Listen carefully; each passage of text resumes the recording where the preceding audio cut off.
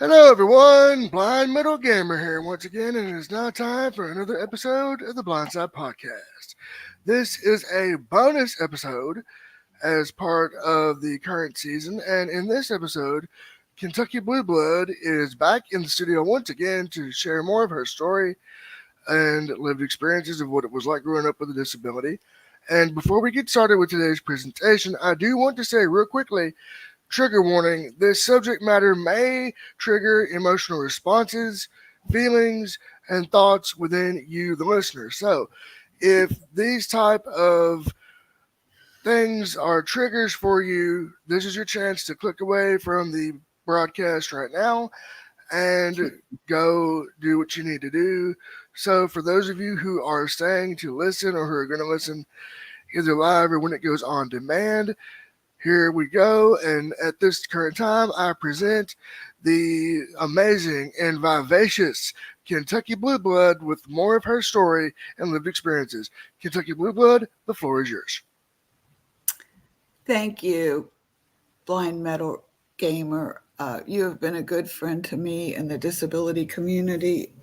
Thank you for giving me this space to share my story and lived experience with the state of Kentucky and the systemic abuse that goes on in our state every day with families like mine and people with disabilities.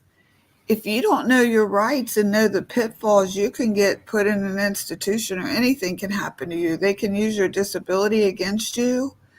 So I'm going to start. I'm just going to do a little quick preview of what led up to me even ending up here, because I'm looking back. I'm at retirement age now, so I'm looking back at when I grew up in the 60s with a sister and two brothers with a rare genetic disorder, and they had disabilities. They couldn't walk, they couldn't talk.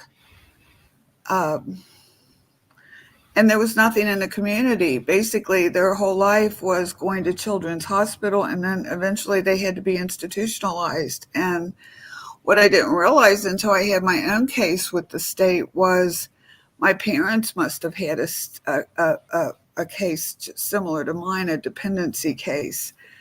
And, Tim and I had talked about doing the parents' perspective because everything's about the kids.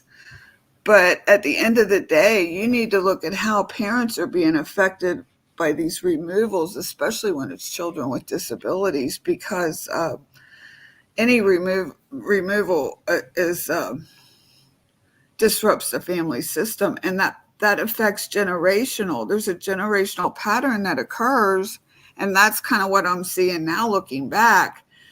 The same thing that happened to me at 15 happened to me and my daughter when she was 15.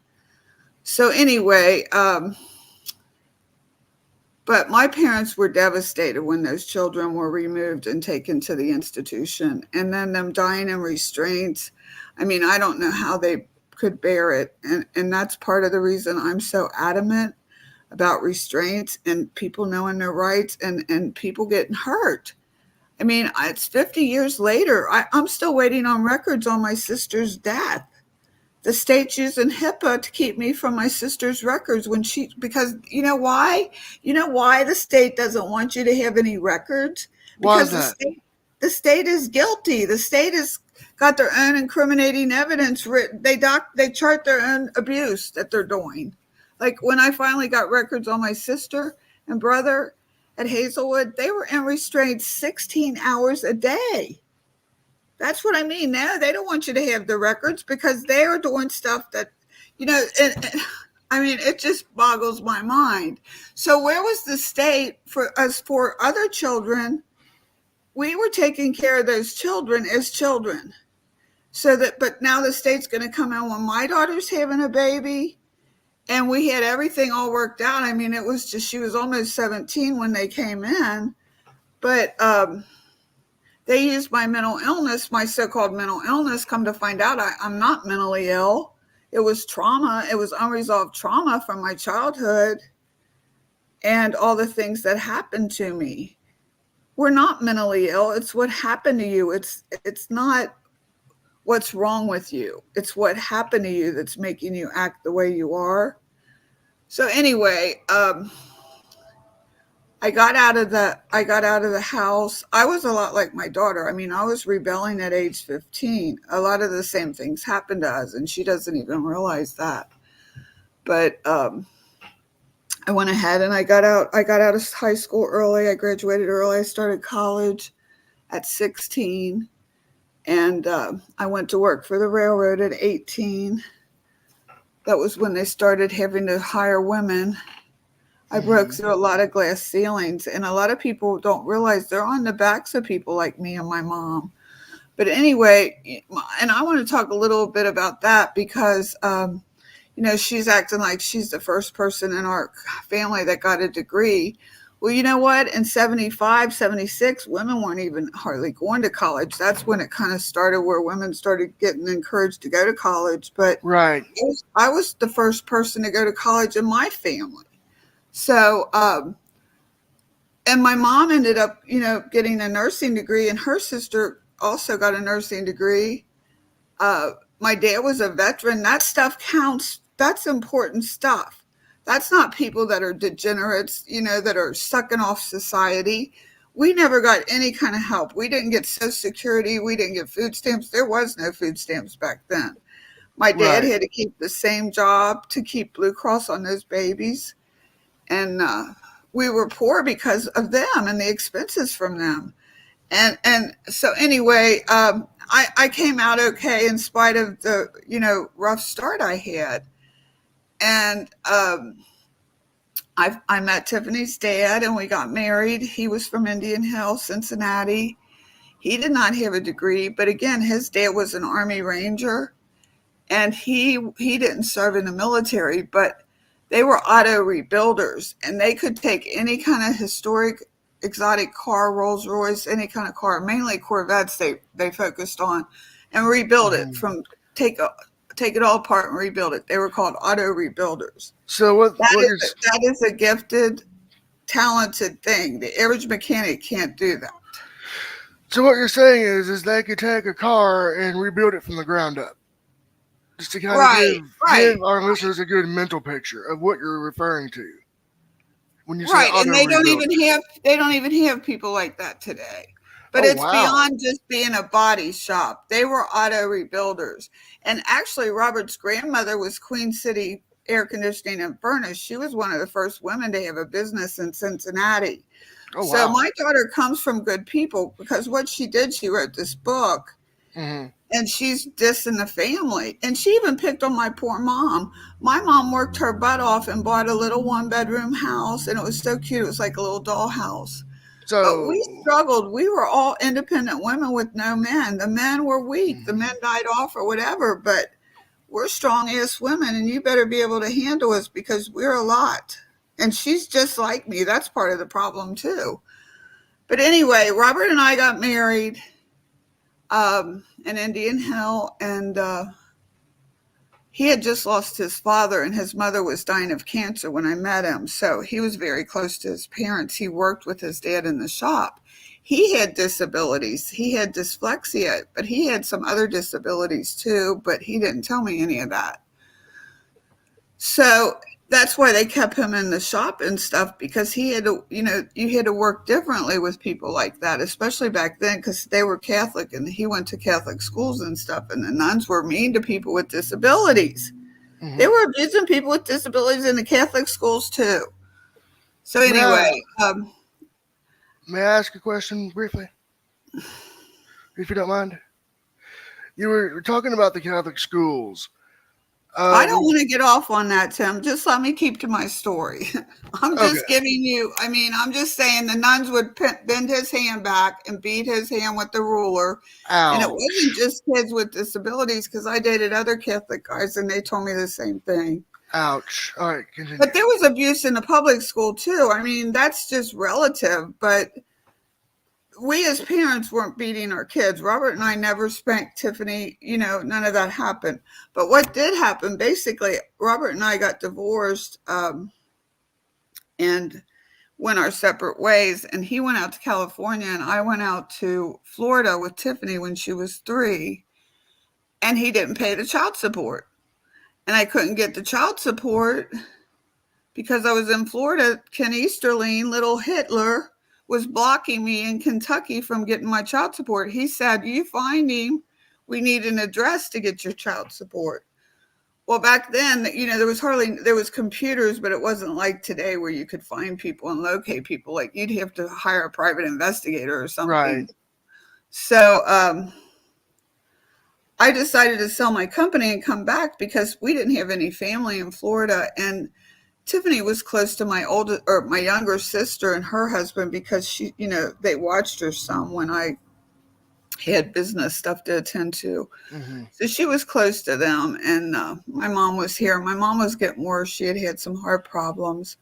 So I put the company up for sale, and it sold in 30 days. I didn't think my company would sell, but they took the asking price. And we had a nice life in Florida. We were members of the university club.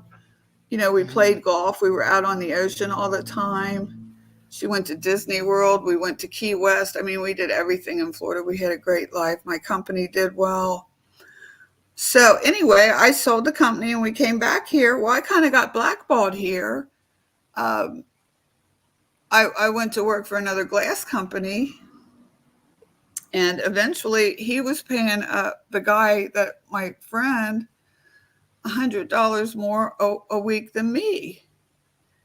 And I'm a single mom raising a kid. I mean, he was a single dad raising two kids. His wife had just died. But the point is, we should have been making the same amount of money. I actually had more accounts than he did. So, I went to the owner of the company and I'm like, "Hey, this is the situation." He's like, "Well, that's how it is." And I'm like, "Well, I'm going to have to open my own company then." He goes, "Well, go ahead." I said, "Okay." So I did it. I'd gotten the payoff on my where I'd sold the company in Florida. I got that lump sum. So I opened a company from scratch, another glass company, replacement glass company. Mm-hmm. And I ended up in a bunch of lawsuits. Nothing against me, but I ended up going after a doctor that had sexually abused his patients in the 70s. Mm-hmm. And I went after Bobby's trust fund to get my child support. Mm-hmm. And I just ended up in a bunch of litigation. And I pissed off Ken Easterling, the prosecutor. And I didn't know how none of this worked, because that's what I'm saying. In retrospect, somebody needs to investigate little Hitler, because I pissed him off and didn't even know it. Uh-oh. Right, I didn't even know who he was, but believe this, he knows who I am. And to this day, I could go get arrested right now, and that son of a bitch would have my case right in his court, because that's what he does. He looks at those dockets and pulls them out. But anyway, I ended up in a lot of litigation. Well, one of the things I was litigating was the guy I was renting from, David Jose, owed me over $30,000 in receivables, and he had me croaked right there.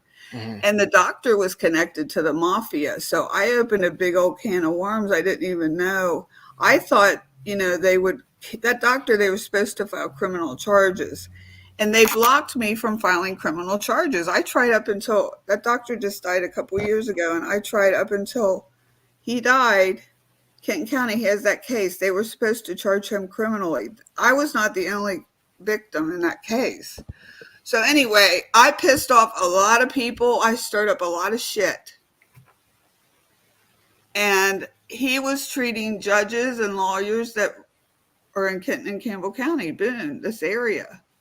Mm. So you don't know where the puppet master is, but Rob Sanders' father was his attorney, Bob Sanders. Mm. So all of that has disappeared from Lexus and the system. But I do have documents to prove that case. It was in the newspaper. So that hit the newspaper. I had the feds come in, and that made little Hitler mad. The feds took over the case because it was over $5,000. It was federal. Mm-hmm. And he was the first felony child support case ever tried, and the only one in the Eastern District.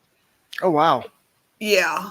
So I was dealing with the feds to bring him back. He was in California. They found him in California. But I was wrong for all that. And this is where nobody gets it.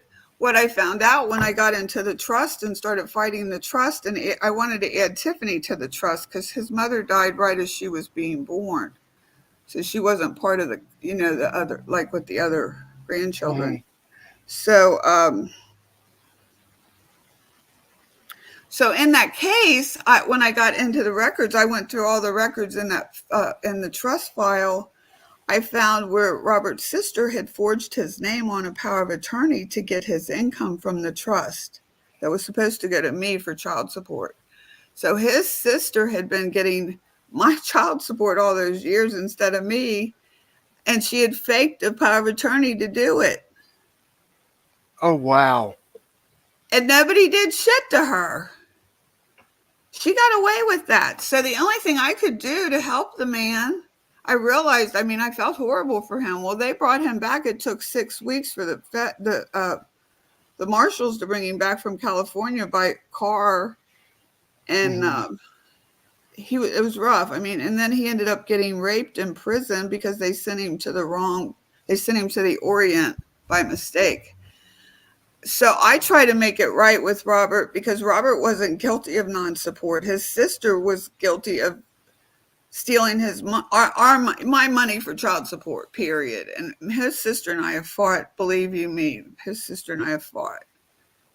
And he and his sister fought too a lot, not physically, but because they're greedy. She was greedy. She's dead now, but like I said, they came from money, and she married into the Lunkin family, the Lunkenheimer family.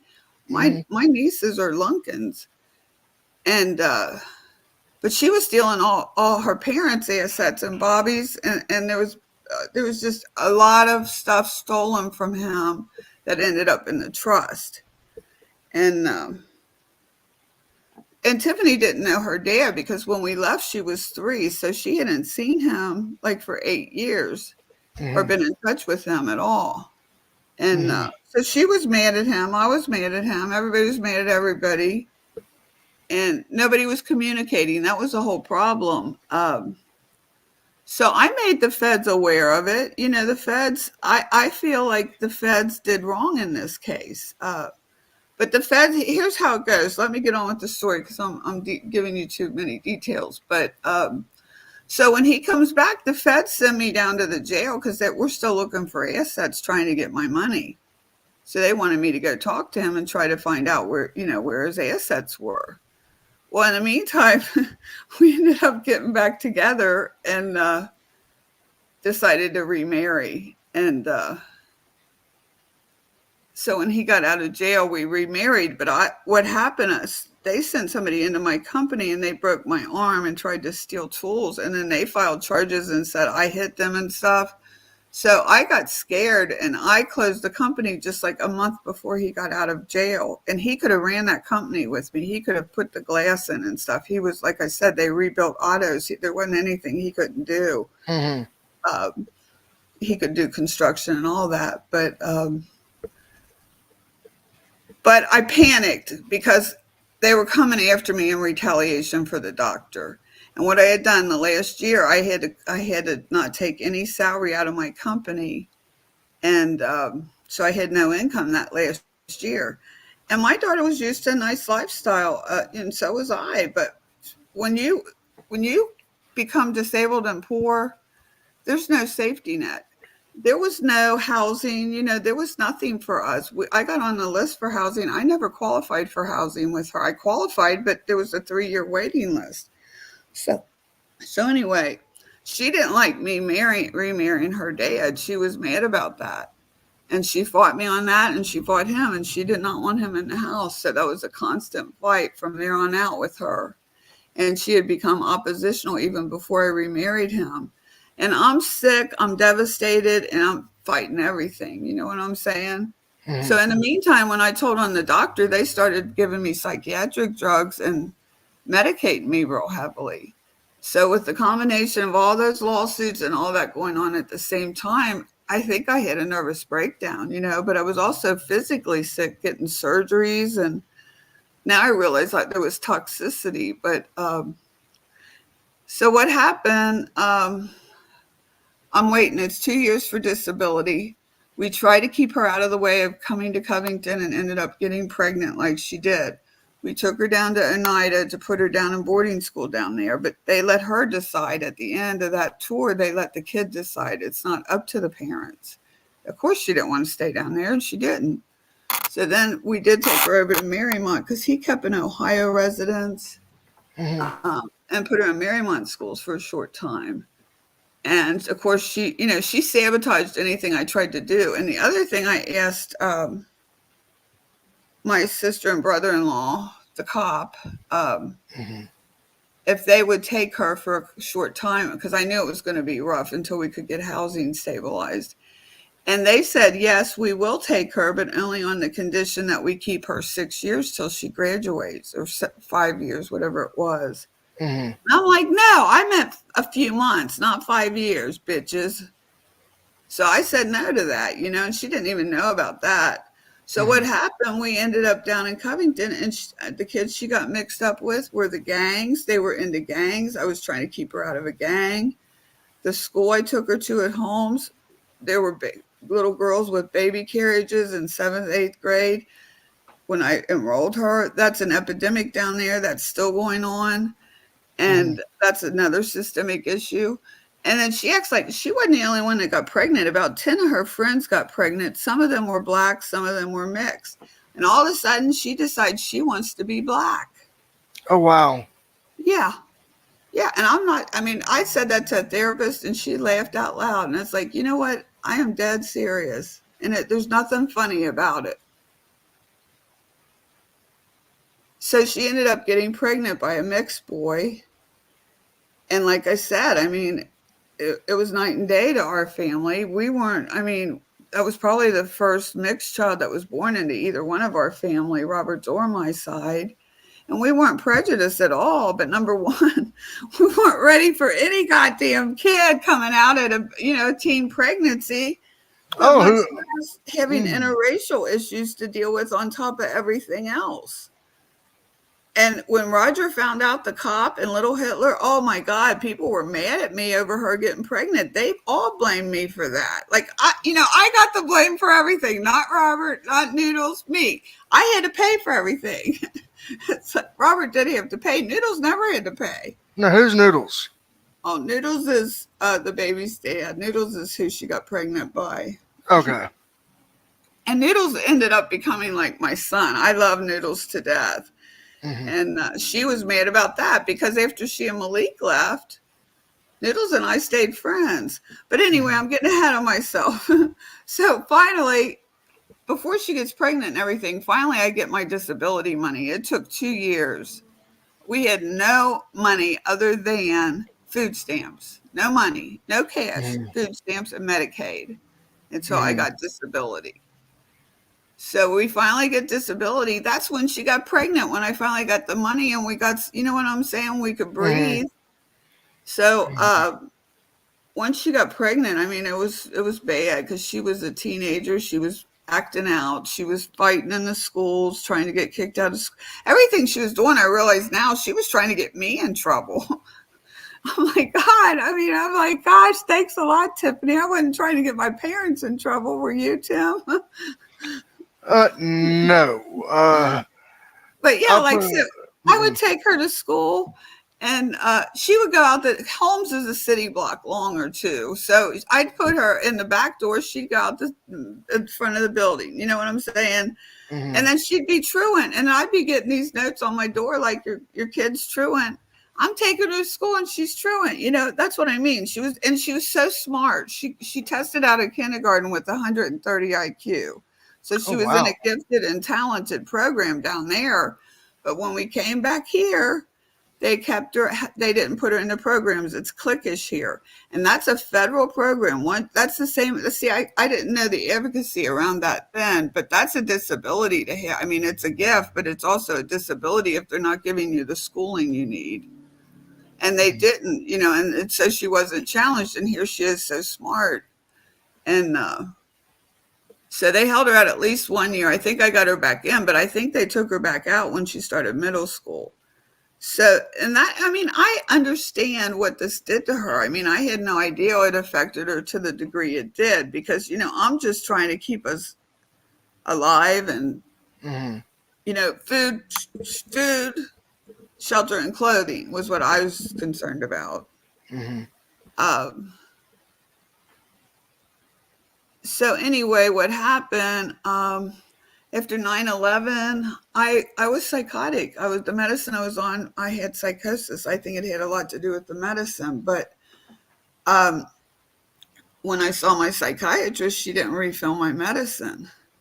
And the kind of medicine I was on, you can't just stop that medicine, especially the Ativan is a narcotic, and it can cause convulsions if you cold turkey somebody off of it, if you just stop it abruptly. So I didn't know what to do because there was like the only doctor, a psychiatrist would only write the meds back then. And there was like a year waiting list for a psychiatrist. So it's not funny, but it's just the irony of it. They tell you to take the meds, you're going to need this meds for the rest of your life, then you can't get the meds. Mm-hmm. So anyway, I ended up, I went to Mental Health America. It was Depression Screening Day. I'll never forget. And they said, well, go over to University Hospital psychiatric thing, and they'll give you some medicine. And I did. I went over there. Oh, no. They did not give me my medicine. That would have just been so simple. Just give me my medicine. No, they didn't do that. They put me in a clinical trial for Topamax. No informed consent. And I'm thinking I'm checking myself into the psych unit. No, no, no. They put me on a 72-hour hold. They cold turkeyed me off all my medicine. I had a bad reaction. I was in immediate withdrawal. I was in crisis right away, and they created it all. And then they put me on a 72-hour hold and wouldn't let me leave.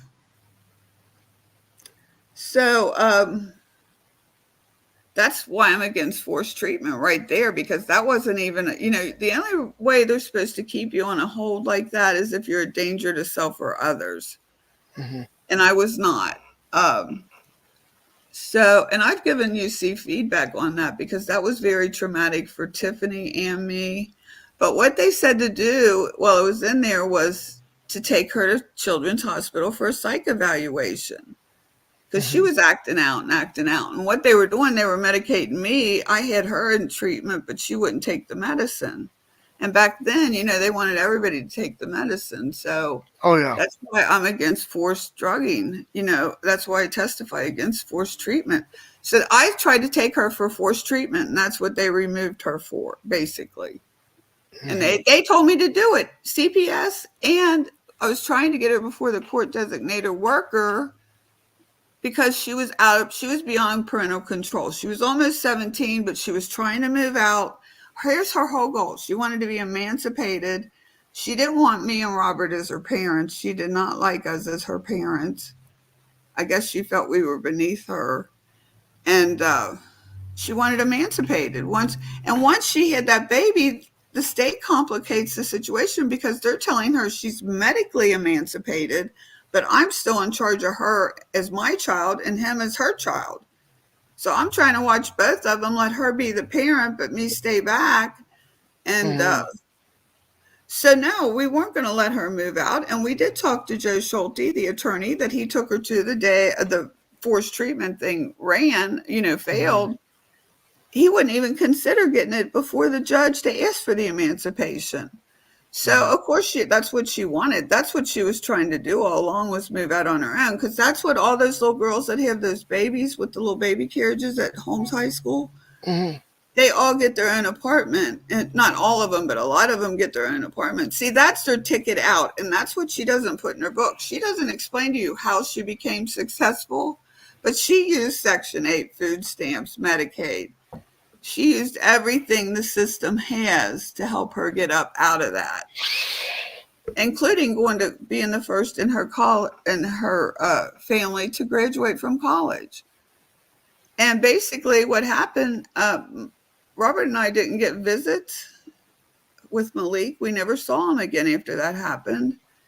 and they drug him through court for more support. They immediately took my part of her part of my Social Security. I got $600 for her, got nothing for Malik. So here I am trying to manage a household, her bringing in another mouth to feed. Mm-hmm. No food stamps. We didn't. Once Malik was born, we didn't. Once I got my disability, we didn't get food stamps, or she still got Medicaid, but um, it totally changes once you get your money. And so we didn't. She's trying to act like I was getting all this free stuff like welfare, and I didn't get welfare. I don't have an issue if you qualify for it, you can get it.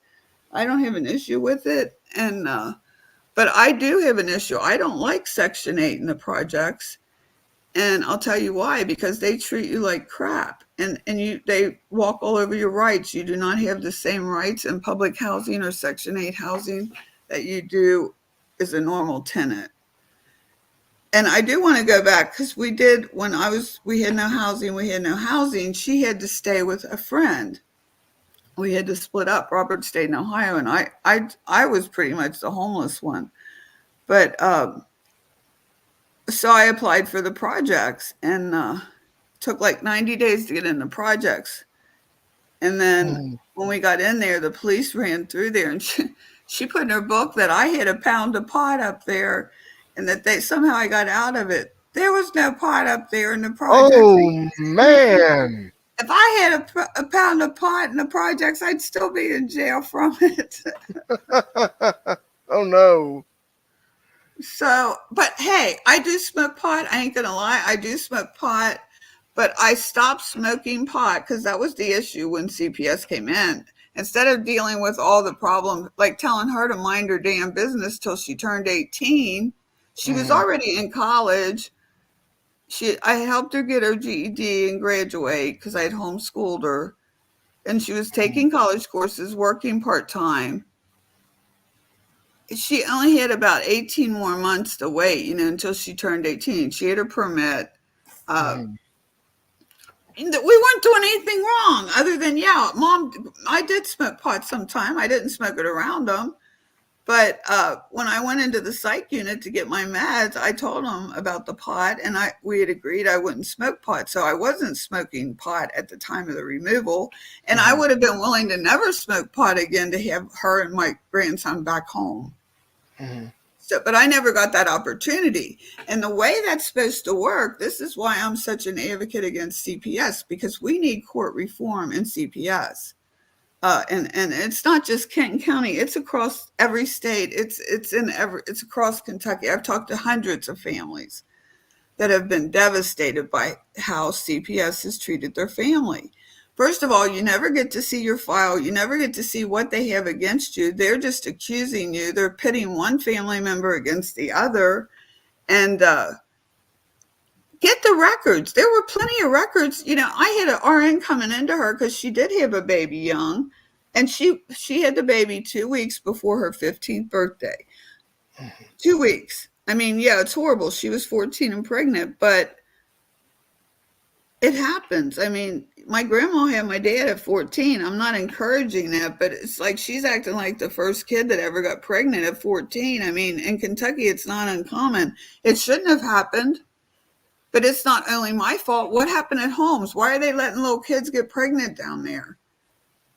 Their solution, put a daycare in the school. That's what they did. No, you're creating a problem. Those kids are seeing that as their way out. Have a baby, get food stamps, get free housing, get some college. Oh, yeah. And that's what she did. She don't tell you in her book, she's supposed to be motivating other people and mentoring young people. Well, you don't do that by putting down your mother through the whole book and pointing out everything you felt she ever did wrong. And then she also tried to say she thinks Robert was married when I started dating him. No, Robert was divorced. Robert had a 12-year-old daughter when she was born. She had a 12-year-old sister when she was born. Robert was divorced, and no, he wasn't married. But you know what? I did get an offer the day I married him to not marry him for $100,000, and that was from a married man. So there is that little tidbit. And also, I want to clarify, Nancy and Roger were married to other people, their best friends actually, and Mhm. they ended up having affairs with each other's friend. Oh So don't talk wow. to me about having no affairs with no married men. No, your dad wasn't married when I met him. And even if he was, that's none of your business. You got here. You're a Mhm. kid. You got here. But at the end of the day, before I was Tiffany's mother, I was a kid myself. I was a daughter, a sister, an aunt, a granddaughter.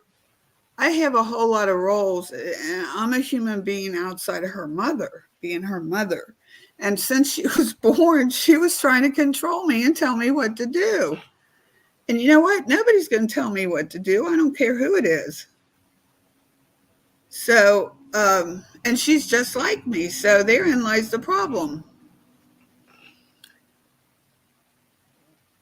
Mhm. But I mean, that's pretty much what. So what I saw too was at 15, I got pregnant.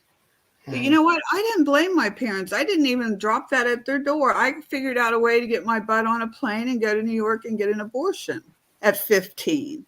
So we kind of come out of the gate pretty strong at 15 because once you're making a decision about whether to have a child or have an abortion, nobody's going to tell you what to do after that.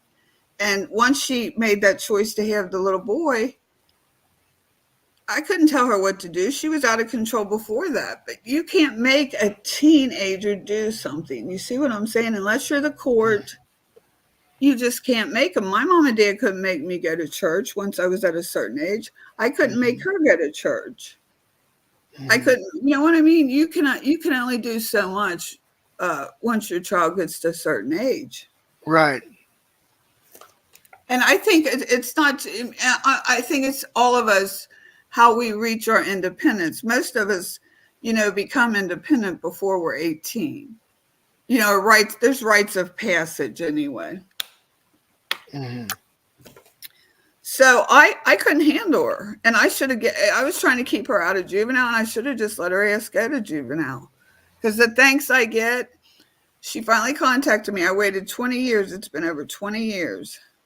Mhm. And I was sick. I had a heart attack in 23 or Mhm. 22. It was Mhm. 22. She contacted me. Mhm. And I was sick. It was the worst time she could ever contacted me because emotionally, all that stuff's still between us. That's what she doesn't understand.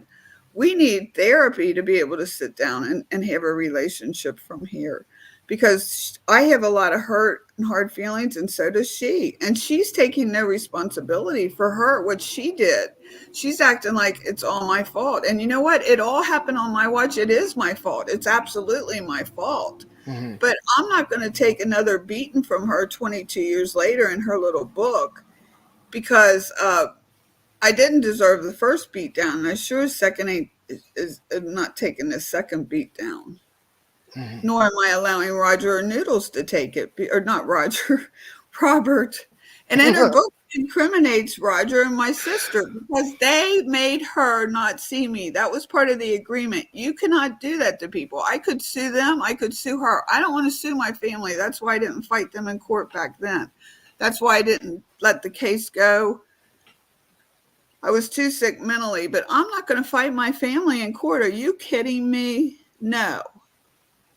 And then she didn't let anybody see the little boy. The Rices didn't get to see him, nor did I. The Black family didn't see him, nor did I. Then she had another little baby with a black man, and she didn't let. They saw him at first, but once you make her mad, then that's it. So that little girl doesn't get to know either side of the family either. So is that fair? Is that the best interest of the child, little Hitler? Look what you did. This is all on little Hitler because this is the decisions he was heavy-handed in that case. Every case he's all heavy-handed in, walking all over my rights. So my goal is I'm working back on reform of family courts and bringing disability rights into it because if you have a disability, it's in our legislature. They don't have to work to reunify the family. They can do what they did to me because I kept thinking I have some kind of right here. And you do, but you don't. Once you have a disability, the legislators pretty much are saying we're not worth reunifying our families. It's kind of like Carrie Buck, eugenics, like three Right, generations of Buck versus innocence is Bell. still enough. And that's what this case is. This case was totally in retaliation. They used her and my grandson as a pawn, and they extorted money from us on top of it. And she also got a large settlement from the trust fund that I could have taken, and Robert and I agreed to give it to her, even though she was gone and out of the house. Over $10,000. That was my child support. I never did get. I mean, he paid most of the child support, but I could have taken that because I was still connected to the trust for the child support. But he did pay the child support back to me. Uh, Mm-hmm. But my point is, she didn't walk away. She didn't get hurt financially. I had to move us into another house. They took the income. I mean, this is devastating. Here I am. I've got a house for her and the baby. I don't need that house. Robert and I don't need that house. So, yeah, of course we have to get a cheaper place to live, another place to live. We've lost $1,000 of our income a month. Mm-hmm. And he's in the beginning of Alzheimer's stages. He couldn't work. I mean, he could sell a car here and there, or do something on the side. He did some work for his sister, but I couldn't work at all. So, but he kept us in a car. I mean, even though, and he would like get her. He loved her so much, and I'm sad for her. I'm really sad for her because I had hoped she would use her book for systemic change. She could have blown open what happened in that case. And instead, she's playing the victim 22 years later, and it's like, really? And then she went to school and got a degree in social work in Kentucky. And that just makes me like, really? So, anyway, but it kind of, that if you look up Frances Farmer, I mean, I felt like Frances Farmer. I felt like Carrie Buck. I mean, you know what I'm saying? You come in and you take my kid, and to me, they're my kids because he was like my own kid. And then they had taken my siblings, and then they're going to come and take my kids 20, 30 years later and expect me not to react badly. Yeah, I reacted real badly. I was hysterical. You wouldn't find anybody more upset than I was. I was beside myself. I mean, I was homicidal, suicidal at one time. They didn't care a bit about my mental health. You know what I mean? I mean, that's what I'm saying. You know what I mean? Like, are you looking at what's best for the family? Or are you looking at what's best for the state? And then there's also the state and that child support. There's money attached to that. And they're running a racket with that child support too.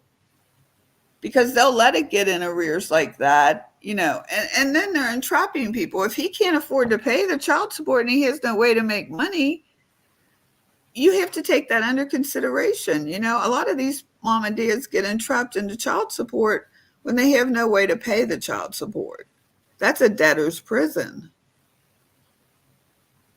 So anyway, I also proved the DNA for Noodles because, they were trying to say, oh yeah, that's probably not even his baby, because that's just how people are. They're just like that. Mm-hmm. Mm-hmm. So I was her guardian still. So I got the DNA done, and I made his little child support account set up.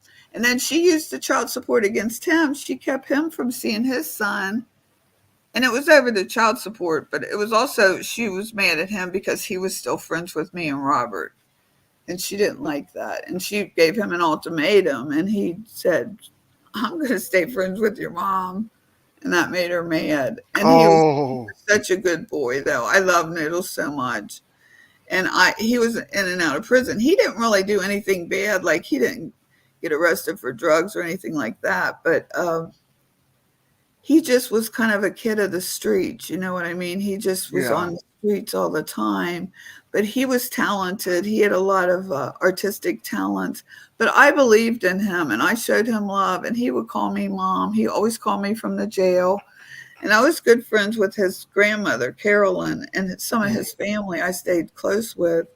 And every month we'd send him money. And Robert would get mad at me because I'd send him money. But, I loved him. I wanted him to do well. You know what I'm saying? That's my Oh grandson's yeah. dad.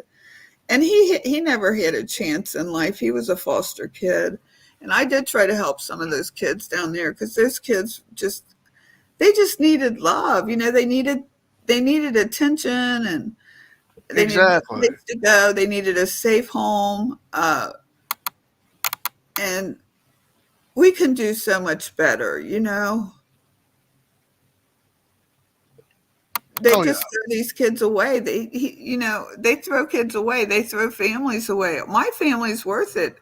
My family wasn't worth fighting for them. But you know what? They created this monster I am today in advocacy, and I'm fierce, and I'm known for my advocacy all over the United States, probably outside the United States too. But you hurt my people with disabilities, then you hurt me, and you kick us when we're down, you kill us and we can't file charges, you abuse us, you violate all the rights and the rules. What do you think I'm going to do? Lay down and take that? Hell no. So, and they didn't get me but once, they got me twice. And now my grandson's out there somewhere. I'm so mad at her over that. I did get to finally meet my grandson. But here's the problem. He has a form of autism, and that's not the problem. The problem is he has psychosis with it. And they indoctrinated him into the Baptist religion. And I was raised that way. I believe that way. She believes that way. She's more like over to TD Jakes now. But he thinks God speaks to him with numbers. Like he'll Hmm. see a number on a license plate and he'll look it up, and he carries this little Bible book with him and he'll look up the number, and he just won't stop talking about God. It's nonstop. And they put him in psych and stuff, and she dares to write in her book that he got in trouble and it's his fault. No, it's her fault he got in trouble because he needed a safety net. He can't do it by himself. You know what I'm saying? He's very smart, he's very gifted, very intelligent, but there's psychosis going on there. And I now that I've seen him and I've been able to watch her, and I know my own traits and Roberts and Noodles, I think we all had some kind of form of autism Hmm. because we're very driven people. We're very smart and talented. Socially, we're awkward. I laugh because a lot of times I'll say the wrong thing or put my foot in my mouth, but Hey, I've been known to do that too. but I think they've missed a lot of these autism diagnoses. And there's not a medicine for us. Leave us alone. The best thing you can do is not medicate us. Just let us be. Let us be. This is how we are. If you let us be, we'll be able to achieve a lot for your community and your state. If you mess with us, you're going to have problems. Hmm. But yeah, so I worry about him because it's important when you have a child with a disability, to get involved in the disability community in your state and to be active so that when that child's 18, he has some friends and resources in place Oh, as definitely. an alternative support system. He turned 18 and she cut him loose. I mean, he ended up getting arrested because he was trying to live out of his car with his cat. And it reminded me of that little boy that got killed with the violin, Elijah McCain. And he even looks somewhat like my grandson. Well, he ran from the police and he could have been killed, and that just crushes me because that's what my Black family worries about when they have mixed kids or Black children being Hmm. killed by the police. Hmm. And what caused his psychosis was when his dad was murdered, and she didn't let him see him all those years, and then he saw him dead in the casket, and that caused psychosis. So we know what caused it, but so yeah, the police chasing my little grandson, and I find out after the fact, and he went to jail for 7 days. No, he said the reason he ran from the police was because he knew that was where he lived and his cat lived, and that's the only way he could get to work, and like he was doing DoorDash and stuff. Hmm. And he knew he was going to lose his home and everything, so he panicked and he ran from him. And the only thing that saved him was the lady cop was mixed, not Black, but like Hispanic. Mm-hmm. And she got to him before the white cops, the men. Mm-hmm. She saved his life. They would have shot him and killed him. You can't run from the police, especially when you're Mm-hmm. black. Nope. So, he's out there somewhere. I can't get to him. I hit him for a minute. He don't want any technology. He was living in the woods for a couple of days. Thank you, fucking Ken Easterling. That's what you fuckers did. Because he would have had a bond with me if they hadn't taken him away all those years. I watched him every day until they left. For 18 months, he was there. I was there with him. Mm-hmm. And, but they broke that bond. You know what I'm saying? Yeah. And, and then of course, God only knows what she's told him. And then her kids both read her book.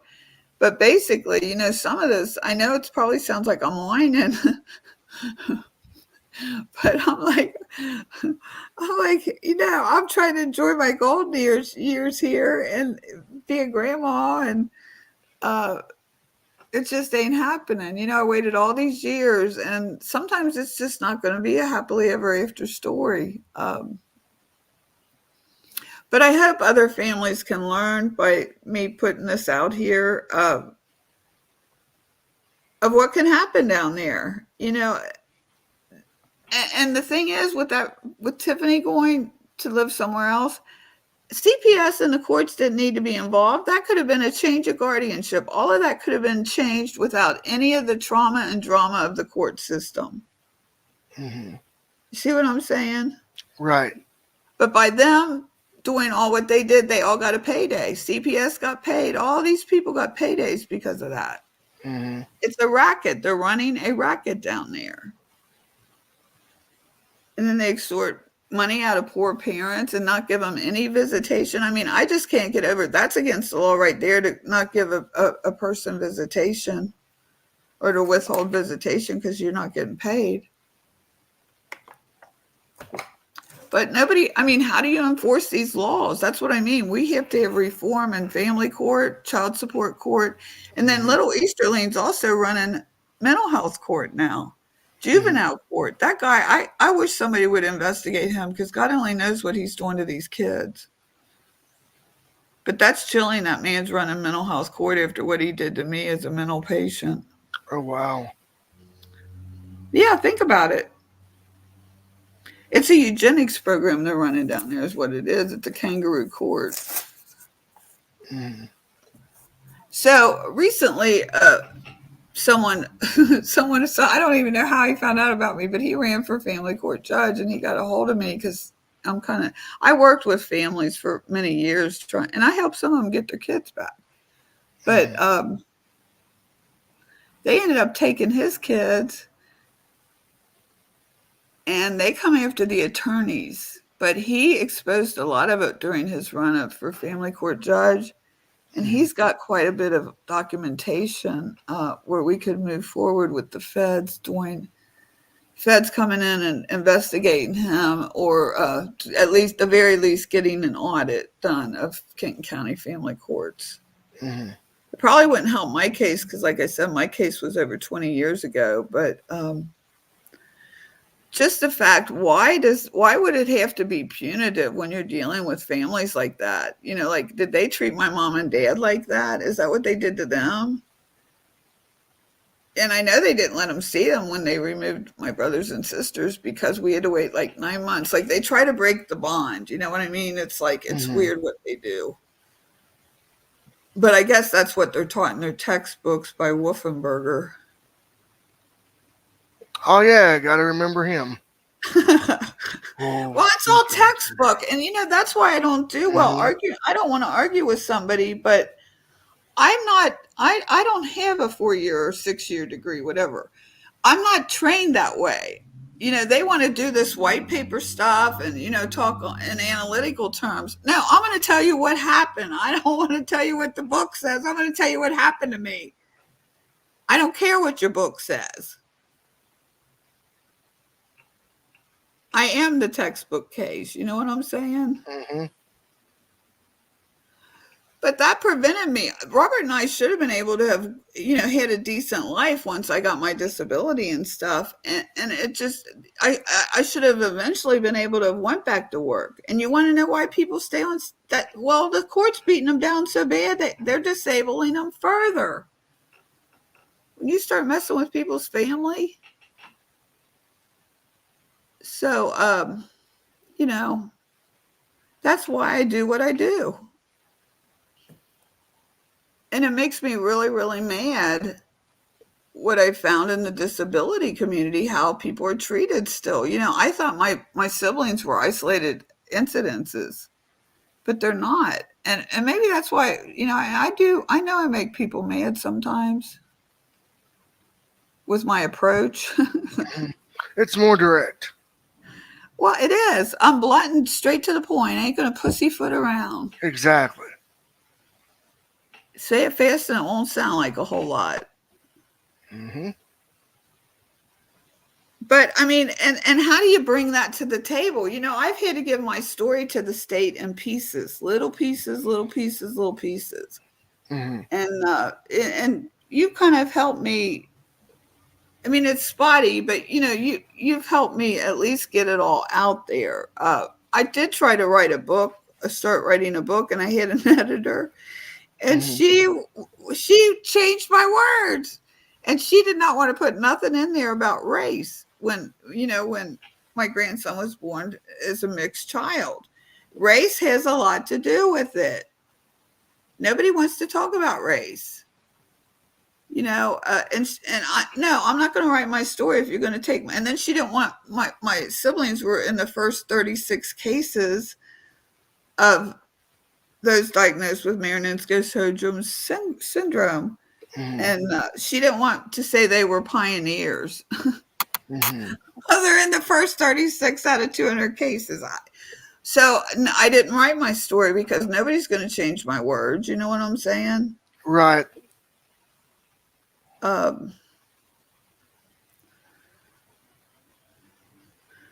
But I wish everyone well, but I'm at the point of my life that I only want people in my life that bring me value or, bring some kind of love and affection into my life. I don't want people that are haters or that, are nasty to me. I cut people out of my life every year. At the end of the year, it's like my New Year resolution. Mm-hmm, mm-hmm. If you're toxic going down the road, I don't want you. Oh, yeah. I'm the same. So, Kentucky Blue Blood, may I ask you something real quick before we wrap up here and things? My ask is, do you have anything you want to say to anyone that could be listening or watching that you had kind of mentioned? Is there anything you want to say to anyone you want to reach out to kind of to have them come back into your life? Would you want to say something to them in an attempt to reach out, or no? It's up to you. Well, I think I pretty much said what I wanted to say. I do hope one day Tiffany might listen to this and Malik. But what I'd like to say to her is I look at a person's intent. I didn't intend to harm you. Ever in my life did I intend to do any harm. And I have apologized to you profusely. And you said you're forgiving me, but I can tell you don't forgive me because you don't want to talk to me and you don't want me in your life. But you also said to me you didn't want me to be your mom anymore. You want me to be your friend or act like we just met. And I'll always be your mom and I'll always love you. I can't be your friend. But I'll always be your mom and I'll always love you and I forgive you.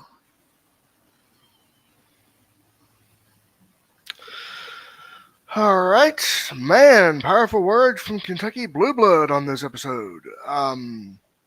So real quick before we wrap up here, I do want to say that this has been another episode of the Blindside Podcast. Eventually, this will be on Spotify as well.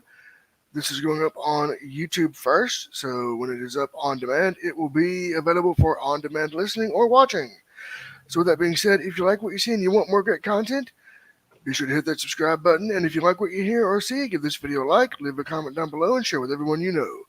For Kentucky Blue Blood, I've been your host, Blind Metal Gamer, saying so long, everyone, and peace out.